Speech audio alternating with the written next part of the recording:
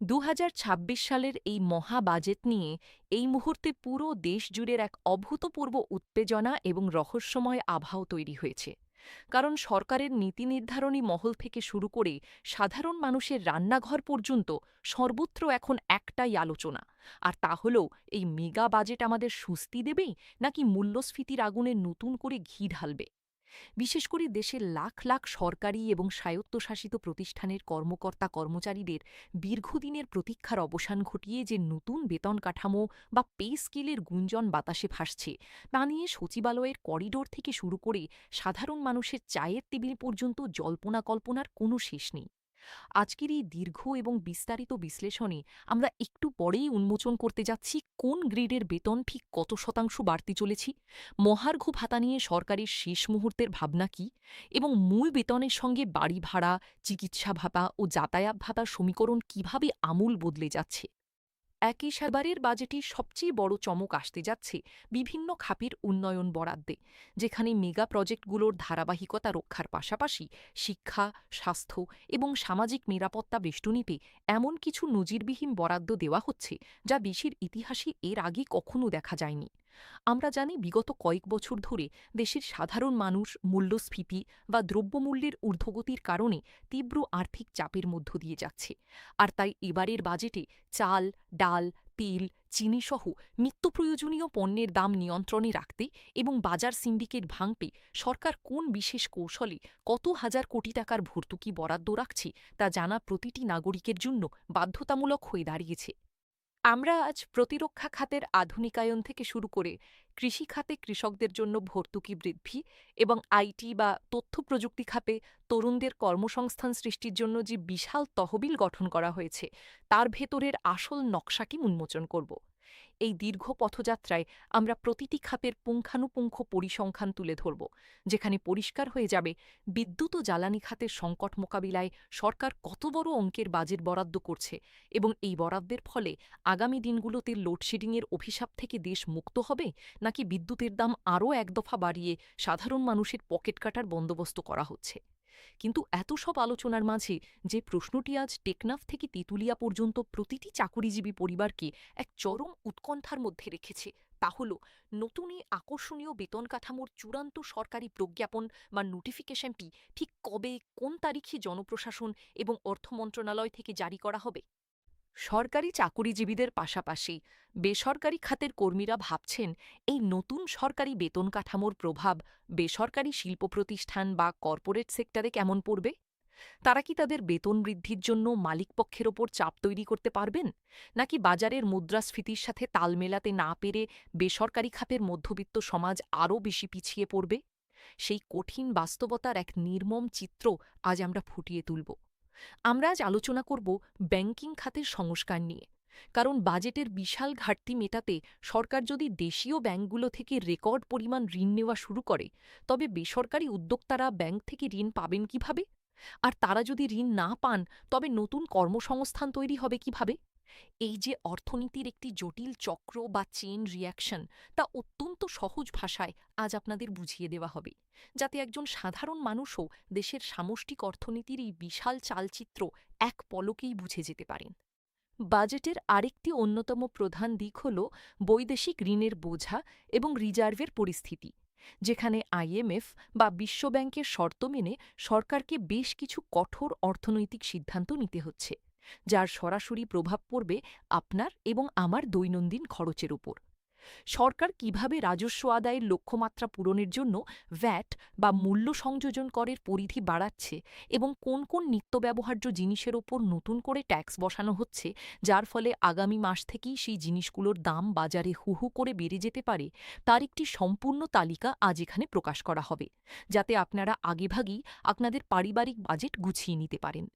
শিক্ষা খাতে এবার যে বড় পরিবর্তন আসছে, তার মধ্যে নতুন শিক্ষাক্রমের বাস্তবায়ন এবং শিক্ষকদের বেতন বৈষম্য দূরীকরণের জন্য বিশেষ বরাদ্দের বিষয়টি অত্যন্ত গুরুত্ব সহকারে দেখা হচ্ছে, যা দেশের ভবিষ্যৎ প্রজন্মের মেরুদণ্ড গড়ে তোলার ক্ষেত্রে এক বৈপ্লবিক ভূমিকা রাখবে বলে আশা করা হচ্ছে। স্বাস্থ্য খাতের দিকে তাকালে দেখা যায় হাসপাতালগুলোর আধুনিকায়ন, গ্রামীণ স্বাস্থ্যসেবার মান উন্নয়ন এবং সাধারণ মানুষের জন্য বিনামূল্যে ওষুধ সরবরাহের যে মহা পরিকল্পনা সরকার হাতে নিয়েছে, তার জন্য কত হাজার কোটি টাকা ছাড় করা হচ্ছে এবং সেই টাকা আসলেই সাধারণ মানুষের দোরগোড়ায় পৌঁছাবে নাকি বরাবরের মতোই কেন দুর্নীতির পকেটে চলে যাবে, তার এক নির্ভীক ও নিরপেক্ষ মূল্যায়ন আজ আমরা করব। এর পাশাপাশি জলবায়ু পরিবর্তনের ঝুঁকি মোকাবিলা এবং পরিবেশ রক্ষায় গ্রিন বাজেটিংয়ের যে নতুন ধারণা এবারের ২০২৬ সালের বাজেটে যোগ করা হয়েছে, তা কিভাবে বাংলাদেশের উপকূলীয় অঞ্চলসহ সামগ্রিক ভূপ্রকৃতিকে রক্ষা করবে সেই বিষয়েও রয়েছে বিস্তারিত তথ্য। সামাজিক নিরাপত্তা বেষ্টনীর আওতায় বীর মুক্তিযোদ্ধা, বয়স্ক, বিধবা ও প্রতিবন্ধী ভাতার পরিমাণ এবার কতটা বাড়ানো হচ্ছে এবং ওএমএস বা ফ্যামিলি কার্ডের মাধ্যমে কম মূল্যে খাদ্যশস্য বিতরণের পরিধি কতটা বিস্তৃত করা হচ্ছে, তার সুনির্দিষ্ট পরিসংখ্যান আজ আপনাদের জানাব, যা দেশের প্রান্তিক মানুষের বেঁচে থাকার লড়াইয়ে এক বড় অবলম্বন হতে পারে। আপনি যদি একজন সরকারি কর্মকর্তা হন, যিনি নতুন পে স্কেলের গ্রেড বিন্যাস জানতে উদগ্রীব হয়ে আছেন, কিংবা একজন ক্ষুদ্র ব্যবসায়ী যিনি নতুন ভ্যাট আইনের মারপ্যাচ বুঝতে চাচ্ছেন, অথবা একজন সাধারণ গৃহিণী যিনি আগামী দিনের বাজার খরচ নিয়ে চিন্তিত, আজকের এই একটি ভিডিওর পর আপনার মনে বাজেট এবং বেতন কাঠামো নিয়ে আর কোনো দ্বিতীয় প্রশ্ন অবশিষ্ট থাকবে না। ২০২৬ সালের বাজেট ও নতুন বেতন কাঠামোর সেই মূল গোলকধাঁধায়, যার প্রথম স্তরেই রয়েছে কোটি মানুষের ভাগ্য নির্ধারণী নতুন পে স্কেলের আসল সত্য। এই সত্যকে জানতে হলে আমাদের প্রথমে তাকাতে হবে সামষ্টিক অর্থনীতির সেই সব সূচকগুলোর দিকে, যা এই বাজেট প্রণয়নই সরকারকে বাধ্য করেছে এক নতুন কৌশল অবলম্বন করতে। আপনারা নিশ্চয়ই জানেন যে বর্তমান বৈশ্বিক অর্থনৈতিক মন্দা এবং ডলার সংকটের কারণে দেশের বাজারে যে অস্থিরতা চলছে, তা দূর করতে এবারের বাজেটে বড় ধরনের সংস্কারের রূপরেখা দেওয়া হয়েছে। সরকারি চাকুরিজীবীদের নতুন বেতন কাঠামো নিয়ে যে টানাপোড়েন চলছিল, তার অবসান ঘটাতে অর্থ মন্ত্রণালয় এবার সম্পূর্ণ নতুন একটি ফর্মুলা তৈরি করেছে, যা আগের পে স্কেলগুলোর চেয়ে সম্পূর্ণ আলাদা। এই ফর্মুলায় শুধু যে মূল বেতন বাড়ানো হচ্ছে তা নয়, বরং মূল্যস্ফীতির হারের সাথে সামঞ্জস্য রেখে প্রতি বছর স্বয়ংক্রিয়ভাবে কিভাবে বেতন সমন্বয় করা যায়, তার একটি আধুনিক গাইডলাইন তৈরি করা হয়েছে। সরকারি বিভিন্ন দপ্তর থেকে পাওয়া তথ্য অনুযায়ী এই নতুন বেতন কাঠামো বাস্তবায়িত হলে নিম্ন বা মধ্যম গ্রেডের কর্মচারীরা সবচেয়ে বেশি উপকৃত হবেন, যা সামাজিক বৈষম্য দূর করতে বড় ভূমিকা রাখবে।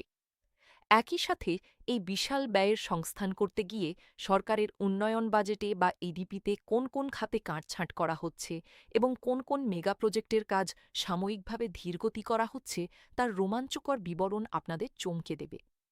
আমরা দেখছি যে যোগাযোগ অবকাঠামো খাতের পাশাপাশি এবার সরকার সবচেয়ে বেশি জোর দিচ্ছে স্থানীয় সরকার ও পল্লী উন্নয়নে, যাতে গ্রামীণ অর্থনীতি আরও শক্তিশালী হয় এবং শহরের উপর মানুষের চাপ কমে আসে। তবে মুদ্রার অন্য পিঠও আমাদের দেখতে হবে, কারণ এই বিশাল বাজেটের ঘাটতি মেটাতে সরকার যদি অতিরিক্ত মাত্রায় করের পরিধি বাড়ায়, তবে সাধারণ মানুষের টিকে থাকা কঠিন হয়ে পড়বে।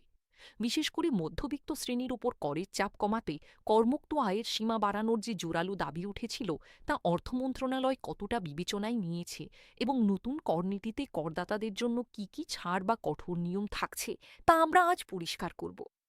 এই দীর্ঘ আলোচনায় আমরা আরও দেখব দেশের যুব সমাজ ও তরুণ উদ্যোক্তাদের জন্য স্টার্টআপ ফান্ড এবং সহজ শর্তে ঋণ দেওয়ার যে নতুন স্কিম এবারের বাজেটে অন্তর্ভুক্ত করা হয়েছে, তা কিভাবে দেশের বেকারত্ব দূরীকরণে এক নতুন দিগন্তের উন্মোচন করতে পারে। দেশের শিক্ষা খাতের বরাদ্দের কথা বলতে গেলে বিশ্ববিদ্যালয়ের গবেষণা খাত থেকে শুরু করে প্রাথমিক ও মাধ্যমিক স্তরের অবকাঠামোগত উন্নয়নে যে বিপুল পরিমাণ অর্থ বরাদ্দ রাখা হয়েছে, তার সঠিক ব্যবহার নিশ্চিত করা না গেলে এই বিশাল বাজেট কেবল কাগজের হিসাব হয়েই থাকবে। স্বাস্থ্য খাতের দিকে যদি আমরা তাকাই, তবে দেখতে পাব যে জেলা পর্যায়ের হাসপাতালগুলোতে আইসিইউ শয্যা বৃদ্ধি এবং আধুনিক চিকিৎসা সামগ্রী ক্রয়ের জন্য এবার বিশেষ ফোকাস দেওয়া হয়েছে, যাতে সাধারণ মানুষকে চিকিৎসার জন্য আর ঢাকা বা বিদেশমুখী হতে না হয়। বিদ্যুৎ ও জ্বালানি খাতের বরাদ্দ নিয়ে যে ধোঁয়াশা ছিল, তা দূর করে এবার নবায়নযোগ্য শক্তি বা গ্রিন এনার্জির দিকে বিশেষ নজর দেওয়া হচ্ছে, যা দীর্ঘমেয়াদী দেশের জ্বালানি নিরাপত্তা নিশ্চিত করবে।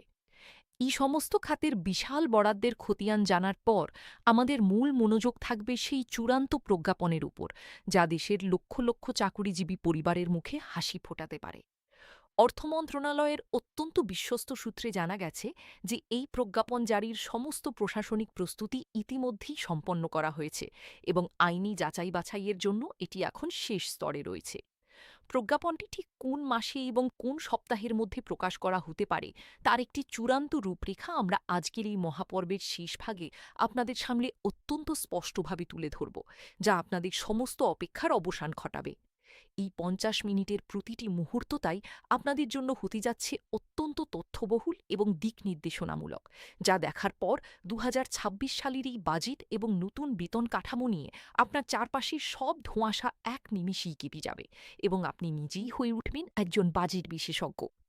সুতরাং চোখ রাখুন স্ক্রিনে এবং কোনো রকম মনোযোগ না হারিয়ে আমাদের সাথে চলুন এই বিশাল অর্থনৈতিক মহাকাব্যের শেষ প্রান্ত পর্যন্ত, যেখানে অপেক্ষা করছে আপনার জীবনের সবচেয়ে বড় এবং কাঙ্ক্ষিত ঘোষণাটি। এই ছিল এখনকার মতো আমাদের সর্বশেষ সংবাদ। পরবর্তী সংবাদ দেখার আমন্ত্রণ জানিয়ে আপনাদের কাছ থেকে এখানেই বিদায় নিচ্ছি। এতক্ষণ আমাদের সাথে থাকার জন্য ধন্যবাদ। দেশ বিদেশের সব খবর সবার আগে পেতে চোখ রাখুন আমাদের চ্যানেলে। ভিডিওটি তথ্যবহুল মনে হলে একটি লাইক দিন এবং আমাদের চ্যানেলটি সাবস্ক্রাইব করে পাশে থাকুন। আজ এ পর্যন্তই। দেখা হবে পরবর্তী কোনো বিশেষ প্রতিবেদনে। সচেতন থাকুন, ভালো থাকুন। ধন্যবাদ।